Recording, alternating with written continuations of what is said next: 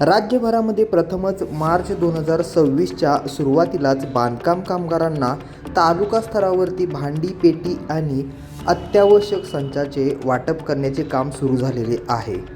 परंतु महाराष्ट्र इमारत व इतर बांधकाम कल्याणकारी मंडळाद्वारे ही योजना राबवली जात असताना या योजनेचे फायदे आणि काही व्यावहारिक तोटेसुद्धा तालुका स्तरावरती दिसून येत आहेत.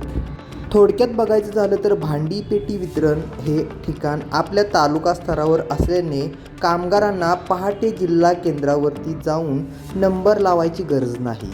त्याचबरोबर पूर्ण दिवस वाया घालवायची सुद्धा गरज नाही. पण थांबा, या वस्तू तुम्हाला कामगार म्हणून त्वरित मिळाल्या तरच हा फायदा ना. पाहूयात विशेष रिपोर्ट. आता तालुका स्तरावरती अपॉइंटमेंट घेत असताना या ठिकाणी अपॉइंटमेंट लेटरवरती पत्ता हा MIDCचा आहे. परंतु मुळात त्या पत्त्यावरती हे अपॉइंटमेंट केंद्र नसून शहराच्या मध्यभागी एका अनोळखी ठिकाणी ठेवण्यात आलेले दिसून येते. त्यांचा कामगार अपॉइंटमेंट लेटरवरती सुद्धा कसलाही काडीचा संबंध बघायला मिळणार नाही.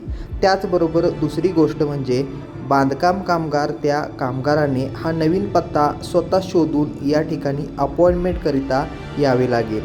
त्याचबरोबर अशा वेळेस बांधकाम कामगारांचा वेळ आणि कष्ट वाया जाते. परिणामी अपॉइंटमेंटसुद्धा चुकू शकते. जरी कामगार हा वेळेत अपॉइंटमेंटला आला तरीसुद्धा कॅम्पमध्ये कागदपत्र कमी जास्त झाल्यास कागदपत्रांसाठी कामगारांना झेरॉक्स सेंटरचे हेलपाटे मारावे लागतात.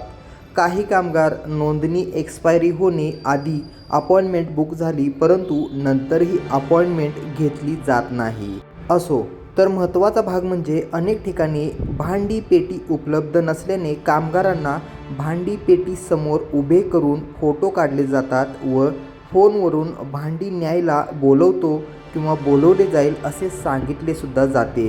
त्याचबरोबर इथं ना कोणती अपॉइंटमेंट झाल्याचा पुरावा ना कोणते टोकन दिले जाते. सर्व अंदाधुंद कारभार.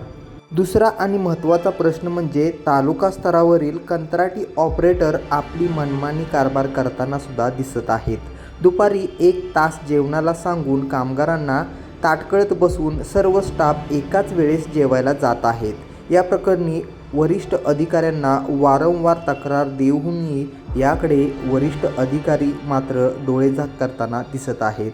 सध्या तालुका स्तरावरती कामगारांना त्यांचा लाभ वेळेत मिळावा, त्यांची सोय व्हावी, त्यांना ताटकळत बसू नये याकरिता सरकारने हा पर्याय उपलब्ध केला खरं, परंतु कामगार विभागाचा अनियोजन आणि भोंगळ कारभारसुद्धा यातून समोर दिसतोय. सध्या सांगली जिल्ह्याचं उदाहरण बघितलं तर सांगली जिल्ह्यामध्ये जवळपास A आणि B अशा पद्धतीचे 4 ते 5 तालुक्यांवरती अशा पद्धतीचे वाटप आणि अपॉइंटमेंट केंद्र स्थापन करण्यात आलेले आहेत. परंतु अनेक केंद्रांचे या ठिकाणी मनमानी कारभारसुद्धा होताना दिसत आहेत. याकडे सांगली कामगार आयुक्त यांनीसुद्धा लक्ष देणं आणि यावरती तोडगा काढणं सुद्धा गरजेचं आहे. त्याचबरोबर बांधकाम कामगारांची बोगस एजंटमार्फत आर्थिक लूट होऊ नये याकरिता सुद्धा कडेकोट असे पाऊल उचलणं गरजेचं आहे. तरच खऱ्या कामगारांना न्याय मिळेल आणि त्यांच्या हक्काचा लाभसुद्धा. नवमहाराष्ट्र टाइम्स सांगली.